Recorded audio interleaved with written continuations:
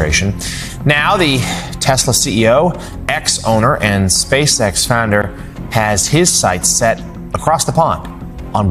This wasn't a shouting match. It wasn't a scandal. It was worse. One calm voice exposed everything Britain was never supposed to see.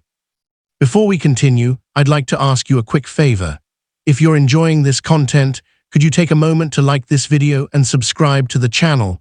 Believe it or not, over 98% of viewers watch these videos without hitting that subscribe button.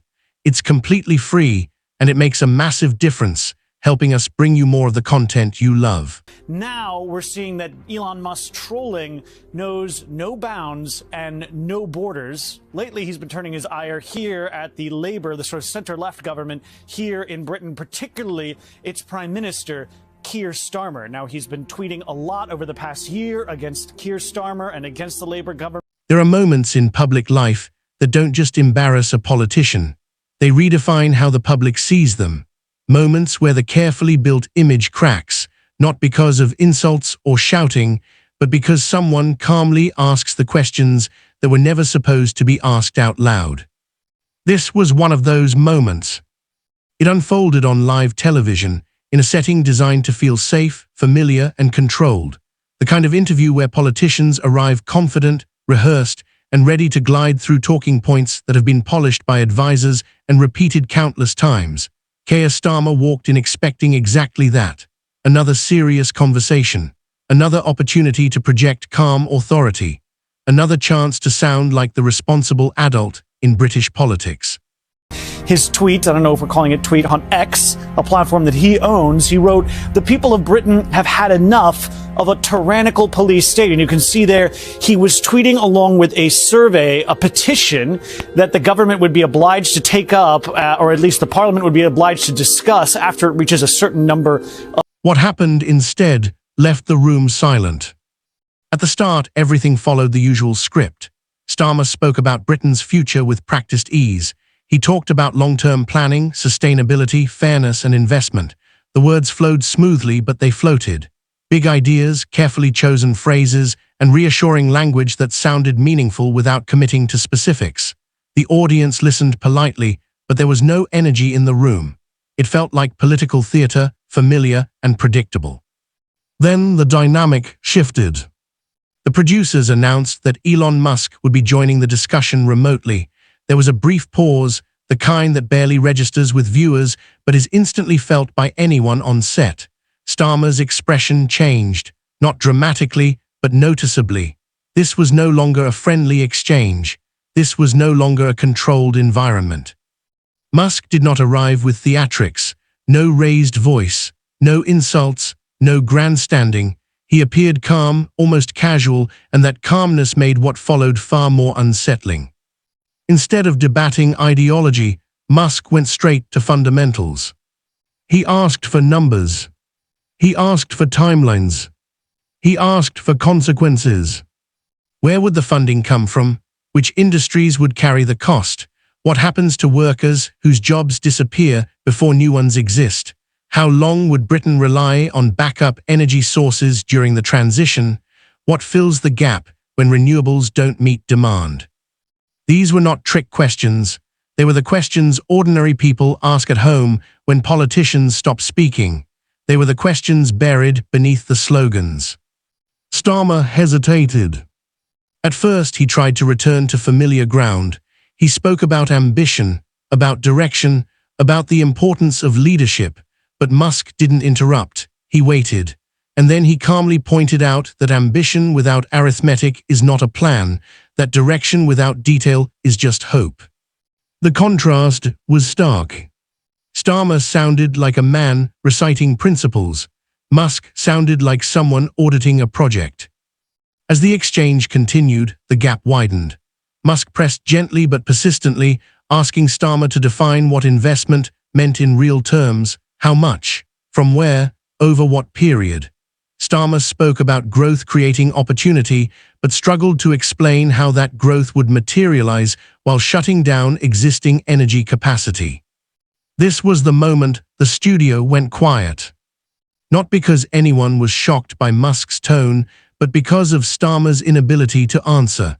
The audience wasn't watching a clash of personalities. They were watching a clash between rhetoric and reality. Musk did not accuse, he explained. He outlined the risks of removing stable energy sources too quickly.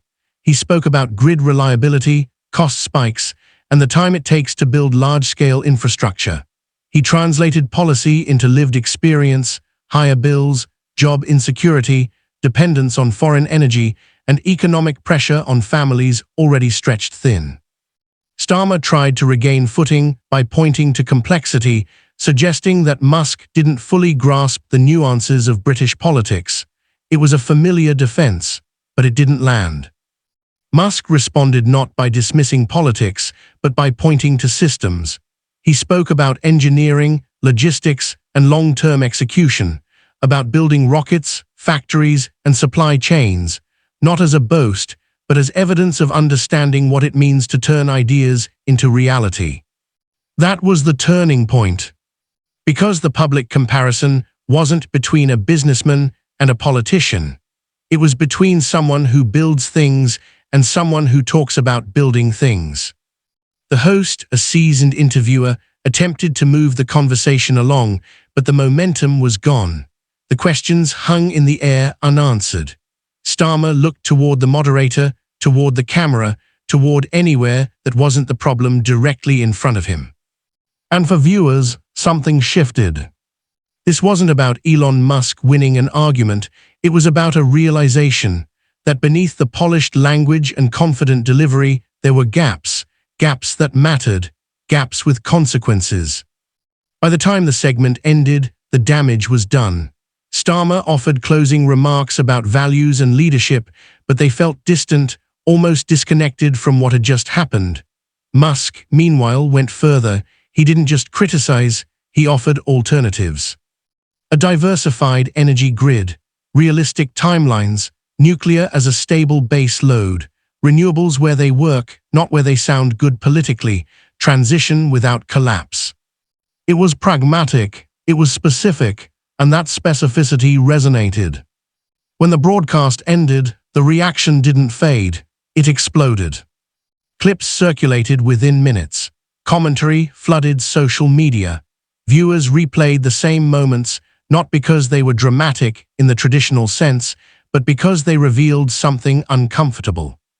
For many watching, this wasn't just an awkward interview. It felt like a curtain being pulled back. What made this moment resonate so deeply wasn't just the contrast between two individuals, it was the timing. Britain is not watching these debates from a place of comfort.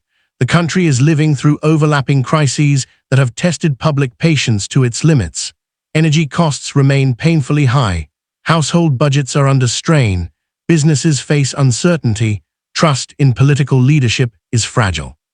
Against that backdrop, vague promises no longer feel harmless. They feel irresponsible.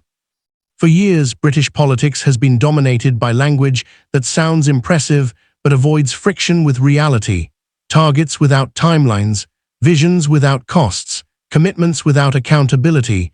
Many voters had accepted this as the price of politics. This exchange shattered that resignation. Musk's questions mirrored the ones people have been asking at kitchen tables across the country. How does this actually work? Who pays for it? What happens if it goes wrong? When politicians fail to answer those questions, it no longer feels abstract.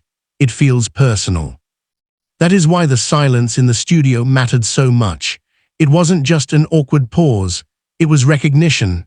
The recognition that the gap between promise and practicality had been exposed, live, without theatrics. Starmer's political identity has long rested on competence, on the idea that he represents seriousness after chaos, that he is not flashy but reliable, that he understands detail. This moment cut directly at the heart of that image.